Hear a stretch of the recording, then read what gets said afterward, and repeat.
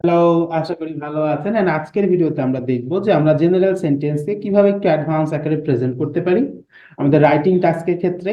কারণ আমরা যদি সিম্পল ভাবে লিখি আমরা কিন্তু আইএলটিএস রাইটিং টাস্কে খুব একটা বেশি নাম্বার পাবো না। তো আমাদেরকে একটু অ্যাডভান্স আকারে লিখতে হবে।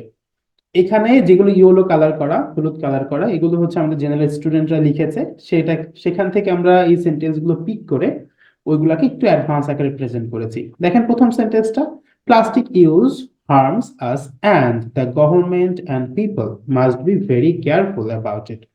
তাহলে প্লাস্টিক আমাদেরকে ক্ষতি করে এবং গভর্নমেন্ট এবং মানুষ, সাধারণ মানুষদের এটা সম্পর্কে একটু কেয়ারফুল হওয়া উচিত, তাই না? এবার এটাকে অ্যাডভান্স আকারে কিভাবে প্রেজেন্ট করা হয়েছে, the rapid growth of plastic use is a huge threat to the next generation, so people and authorities should be very concerned about it. তাহলে র্যাপিড গ্রোথ প্লাস্টিকের আমাদের জন্য ক্ষতির কারণ, নেক্সট জেনারেশনের জন্য একটা থ্রেট। সো পিপল এবং অথরিটির কি করতে হবে, কনসার্ন হতে হবে এটা সম্পর্কে। সেম আইডিয়া, জাস্ট একটু নতুন ভাবে প্রেজেন্ট করা হয়েছে। এরপর একটা দেখি আমরা, some businesses want to have good products to give to people।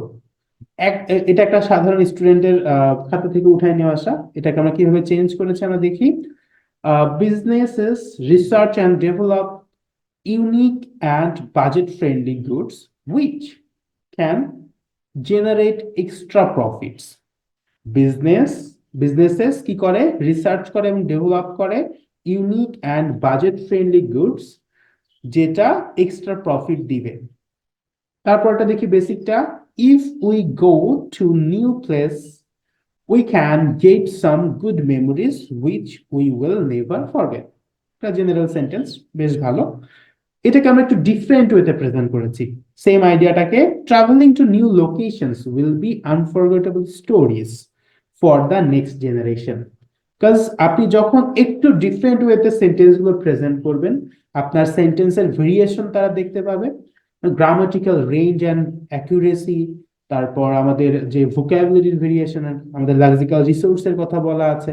তো এই প্রত্যেকটা জিনিস কিন্তু এরকম করে যদি আপনি প্র্যাকটিস করেন, একটা জেনারেল সেন্টেন্স আপনি লিখলেন, আপনারা যেটা করবেন, আপনারা হচ্ছে একটা টপিক নেবেন, সাধারণ খুব সহজ একটা টপিক নেবেন, নিয়ে ওই কম্পোজিশনটা, ওই লেটারটা, বা আপনাদের যদি রাইটিং টাস্ক ওয়ানের যেগুলো আছে ওইখান থেকে যে কোনো একটা লিখলেন।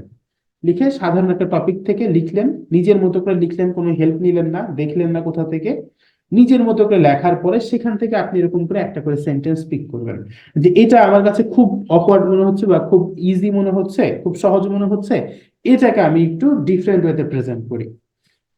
সো জেনারেল সেন্টেন্স গুলোকে আপনি একটা একটা করে ওইখান থেকে আইডেন্টিফাই করবেন এবং ওইটাকে আপনি ডিফারেন্ট ওয়েতে লেখার চেষ্টা করবেন। লিখে লিখে প্র্যাকটিস করতে হবে, ঠিক আছে? উপরে জেনারেল সেন্টেন্সটা দরকার হয় লিখে নেবেন, নয়তো জেনারেল সেন্টেন্সটা পাশে আছে ওইটা দেখে দেখে একটা আরেকটা খাতায় আপনি অ্যাডভান্স সেন্টেন্সটা লিখছেন।